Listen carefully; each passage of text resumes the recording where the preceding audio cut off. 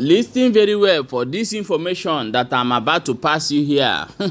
No be small thing, no, things are happening. As we are talking right now, they say for Owerri, there is a group of people who are using keke bus. Once you enter inside this bus, they go carry you go unknown location, go butcher the person for that place. So as they butcher the person, I saw they go say every part of that particular person for inside the way and this thing they happen. They say a lot of people don't disappear. Where we say they don't they ask where they until the thing can't leak, but they still they do what thing that they do. I beg, may you be very, very careful. And the hope who's on the mouth, I beg will beg you, may your government to stand up for this thing, because they say this latest one now, maybe the pepper soup where you they chop every day. Now person where you know, now you don't chop, you don't know. My people, please share this video, very, very important, so that other people go get the information and know what thing they happen. I'm going to play this video from our brother whether they call no Sonkwa, when narrate them how the thing they happen and the numerous reports where you don't get for this particular thing what would they talk about right now. Watch this video. Don't forget to stay there for Balabas Gist and share this video as many as you can. Please watch the video. Very quick one. A few days ago, I made a video about organ harvesters. Now, over here, the kind of Skyler made that video. Something was happening in Owerri. Skyler made that video. Something was happening in Owerri. Otakashi grew one small girl like that. From Amakoya to Alvan, what a Kriya manzo me. He buze what a Krigazie, Eba no ere. Akoka humadu, eburi shere, ebura kere, ebura huere, ebura no huere, iwala renda na guru meja na agro, Nimo werenga ko make Nimo stay tanya. So I can play the voice note to Uncle Leah, send it in one group, I know Nimi, so that Keota, then I may see the video of that girl, even one who could hear me na probably na the comment section, so that you'll understand exactly what we are saying.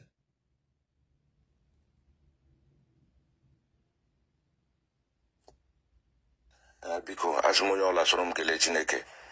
we've been in tears of joy since yesterday evening up till now, and we will not stop until Chineke and Nane. We'll continue to appreciate God. I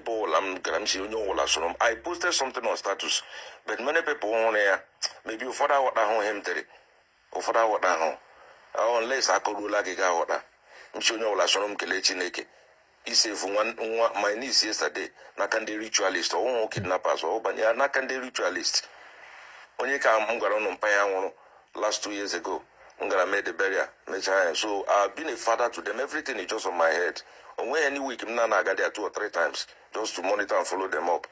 So yesterday, I make a burial in our village because one of my uncle, I just recovered from sickness. Let me join them and see the little I can do. The bank come on diving in a bomb. So again, no garaf around 9 o'clock. Ogramako have been a second. Alvan, no Gramako Hagazuru, Young Ogragazucha. So Begana moto down to Alvan, Obuchana, also uncle, only also many 9 weeks again. Yabon who's room out, Ebe Epogandema and Ebu, and Ere, people were buying. No, in Yama.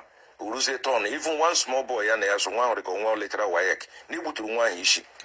Butu any in an area, Uruse Nake Hashino, the man Hashino, one too tender, Nayaga Zulia, Nahemin Owego, Lihaku, the man paid them, Shiha Leanwa, Manapore, Ogula Hiam with a Kekotado, so Nadimana Pore, both of that.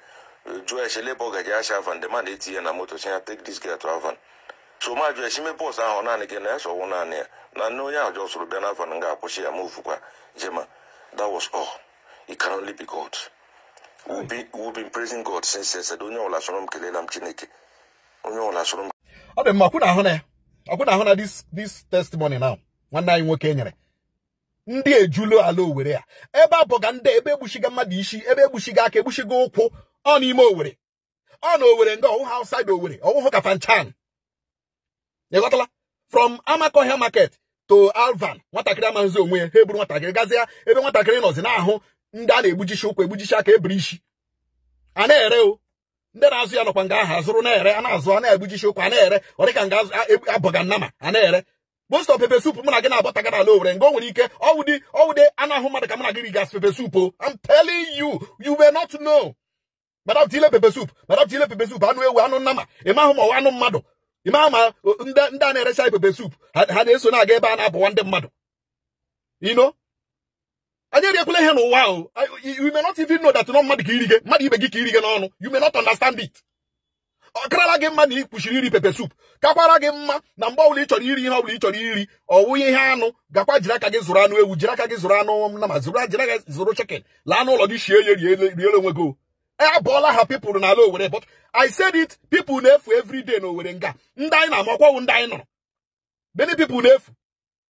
I am warning you again. Be very careful of the keke bus in Aba. Be very careful of the taxi in Aba. Be very, very careful. Asigiri to okay ba ekwele gawaro onwegi. Ehun ha suspect ya something. Don't enter. And always be at alert spiritually. Always be at alert so that afega jwa hoga yemote toge. Mogiti wetiwe owa. Please, everybody should be careful in Owerri. They are here. We will get you more confessions. We will get you more people on here also so that you will know. Now we have they are here. Be very careful. Even from Akwakuma Junction, Amakoya flyover, Oji flyover, Insu Junction, get down here, Ebu Road, Wedra roundabout, Irete, Orogwe, fire service, this warehouse, control. Be very, very careful. All these places which Ebehana park, all these places which Ebehana shame operate. More will beside Ebehana shame operate. Be very, very careful. They are here. Organ harvesters, ritualists, they are in Owerri. Hana bonde madu go. Hana ranum de madu go. Be very, very careful. Please, Arokam Nario. Onya wala sanya mini. Onya wala the very, very spiritually alert so that they can okay, I believe so.